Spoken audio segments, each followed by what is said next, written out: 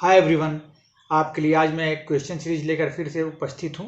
और आज की इस पहले वीडियो में मैं बहुत कम क्वेश्चंस लेकर आया हूं। बहुत ही सिलेक्टेड क्वेश्चंस हैं। इनमें से मोस्ट प्रोबेबली मुझे विश्वास है कि आप लोगों को आंसर्स पता होंगे, और अगर नहीं आंसर पता है तो अभी आगे देखते रहिए, आप लोग को आंसर्स पता चल जाएंगे। मेरे साथ आप आंसर देते रहिएगा। तो सबसे पहला सवाल देखिए, किस आचार्य ने षड्रसों में क्षार का वर्णन किया है? अब हम सभी जानते हैं कि षड्रस में क्या क्या आते हैं, मधुर, अम्ल, लवण, कटु, तिक्त, कषाय।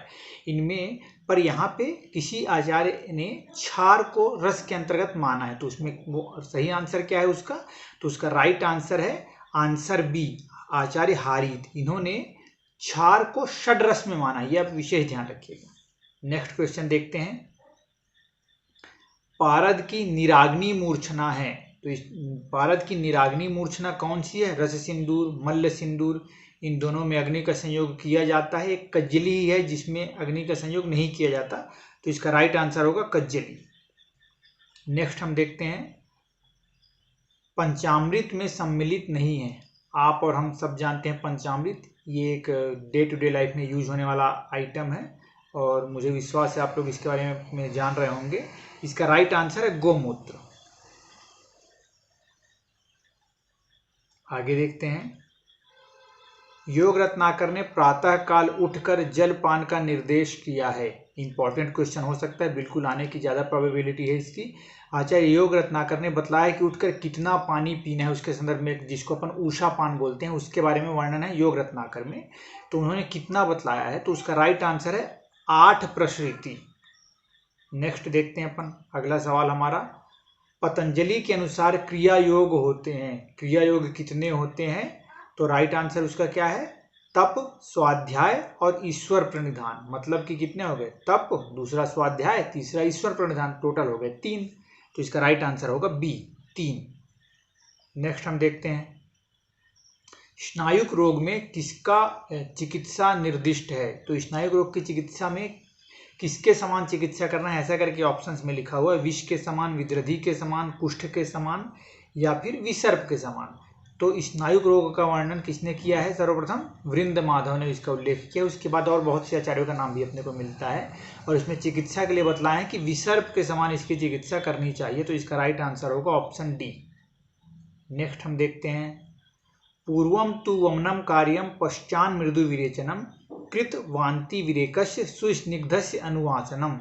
ऐसे इंपॉर्टेंट क्वेश्चन, ये बहुत ही इंपॉर्टेंट श्लोक है, और रेफरेंस इसकी अगर मैं बात करूं तो योग रत्नाकर से मैंने ये क्वेश्चन लिया हुआ है। और अगर इसकी आंसर देखने जाए तो ऑप्शन के आधार पे आंसर बहुत कठिन हो जाता है। ऑप्शन में देखिए क्या लिखा हुआ है, अम्ल, पित्त, अजीर्ण, वात व्याधि, आमवात। तो ऐसे क्वेश्चन आने की बिल्कुल प्रोबेबिलिटी है, बिल्कुल आ सकता है। तो ये जो लिखा है कि पहले वमन करवाना है, पश्चात में मृदु विरेचन करवाना है, और इन सब के बाद अनुवासन बस्ती देनी चाहिए, ऐसा करके निर्देशित किए हैं। तो ये राइट आंसर इसका होगा ऑप्शन ए, अम्ल पित्त व्याधि में आचार्य योग रत्नाकर ने बतलाया है कि ऐसे चिकित्सा और प्रोटोकॉल को हमको फॉलो करना है।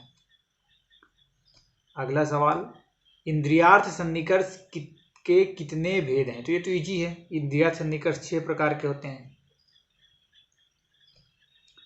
नेक्स्ट, गुल्म की श्रेष्ठ चिकित्सा है, ये भी बहुत इजी है। गुल्म क्या होता है? बिना वात के नहीं हो सकता, और वात की श्रेष्ठ चिकित्सा क्या बोलेगी? बस्ती। तो इसका राइट आंसर बस्ती होगा। हम देख लेते हैं ऑप्शन में, वमन, विरेचन, रक्त, डी आंसर आएगा इसका, बस्ती।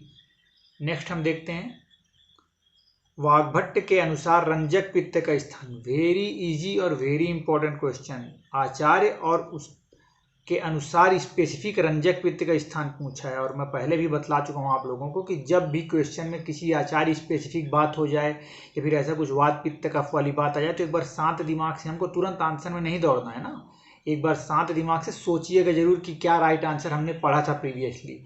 क्योंकि रंजक पित्त का स्थान यकृत प्लीहा, यकृत प्लीहा ऐसा हम पढ़ते हैं, पर स्पेसिफिक वाग्भट्ट ने क्या बोला वो हमको सोचना होगा। तो इसका राइट आंसर है, वाग्भट्ट ने आमाशय को रंजक पित्त का स्थान बतलाया है। ठीक है, तो आज के लिए केवल इतने ही क्वेश्चंस थे। बहुत ही कम सेलेक्टेड क्वेश्चंस मैं रखा था आपके लिए, ताकि मूड रिफ्रेशमेंट आप लोगों का हो जाए, और नाश्ता पानी करते करते, खाना खाते हुए, वॉक करते हुए आप इस क्वेश्चन को बना पाएंगे। क्योंकि आगे हमारा AIAPGT 2022 है, तो उसके रिगार्डिंग मैंने सोचा कि आज से अब मैं आप लोगों के लिए ये सीरीज स्टार्ट करता हूँ। कल से बहुत अच्छे अच्छे क्वेश्चंस आप लोगों को मिलेंगे, तो मेरे साथ बने रहिएगा। और किसी भी प्रकार की कोई डाउट होगी या फिर और कोई प्रॉब्लम होगी तो बिल्कुल मुझे याद करिएगा। तब तक के लिए thank you so much, stay connected.